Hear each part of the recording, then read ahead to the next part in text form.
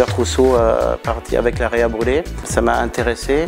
J'ai découvert l'hôpital, ses conditions de travail. C'est pour ça que j'étais aussi attaché au groupe. Ça me permet d'avoir un choix un petit peu plus important, vaste et d'évoluer après ou en fonction de son avenir professionnel, de pouvoir changer et de pouvoir avoir d'autres opportunités. C'est moi qui ai décidé de travailler en neuropédiatrie. C'est un choix de ma part.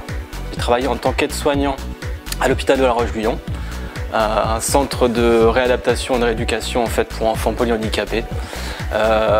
Et j'avais même, avant d'être aide-soignant, je travaillais même en tant qu'agent hospitalier dans cet hôpital.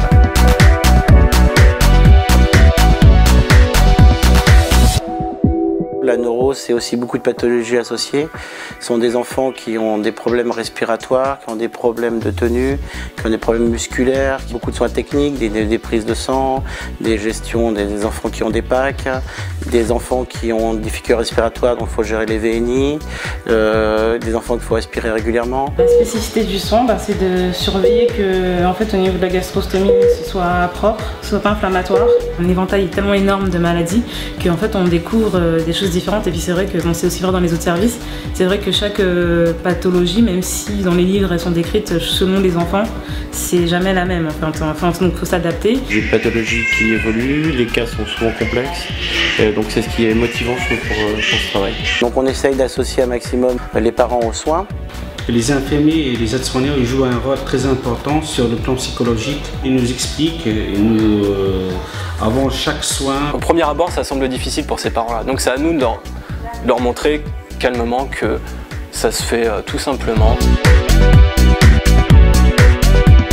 Je pense que c'est pas par hasard qu'on s'occupe ici d'enfants, c'est parce qu'on aime aussi s'occuper d'eux.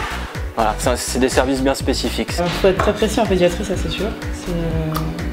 Quand il y a des dosages, je sais pas, 1,3 ou des choses comme ça, il faut vraiment faire 1,3. Il y a des soins des fois qui ne sont pas forcément faciles à aborder pour l'enfant. Ça peut être dur pour lui et je pense qu'il faut savoir se détacher de ça. Faire preuve d'empathie, tout simplement.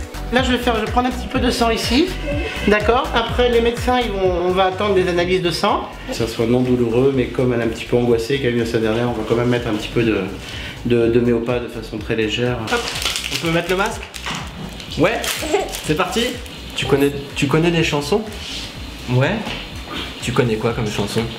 Une souris verte qui courait dans l'herbe. Je l'attrape par la queue, je la montre à ces messieurs. Ces messieurs me disent: trempez-la dans l'huile, trempez-la dans l'eau, fera un escargot tout chaud. D'être à deux, c'est il y a un réel intérêt pour la sécurité du soin déjà, et puis aussi pour la rapidité, que le geste dure moins longtemps. L'approche avec l'enfant est différente qu'avec l'adulte. Il faut savoir aussi de temps en temps prendre son temps, trouver les bons mots. Le chant, ça fonctionne très très bien chez les enfants. On essaye de trouver des petits subterfuges. Alors j'ai les bulles, on essaie de faire des bulles. Alors moi je suis capitaine pirate, alors j'ai mon œil de pirate. J'essaie de mettre mon œil de pirate. Le matin, donc on fonctionne en 3 équipes. Une équipe du matin, une équipe de garde l'après-midi, une équipe de nuit. On compte en fait un infirmier pour 6 enfants.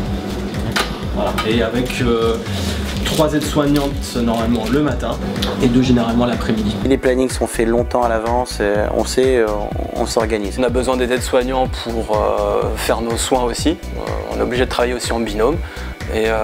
Et après, il y a tous les acteurs autour aussi, donc les médecins qui sont plus dans la recherche d'un diagnostic. Il a été alimenté jusqu'à 6h ce matin, mais il n'est plus alimenté depuis 6h.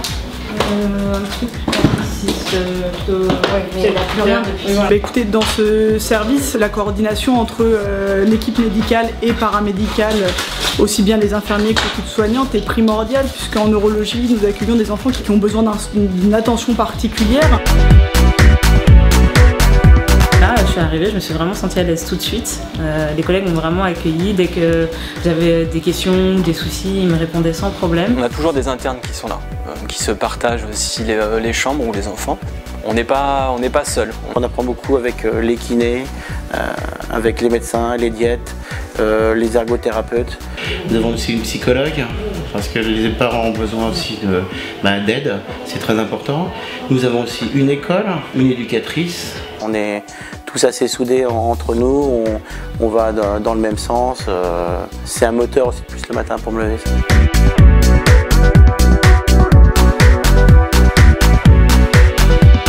Un métier passionnant, le sourire des enfants.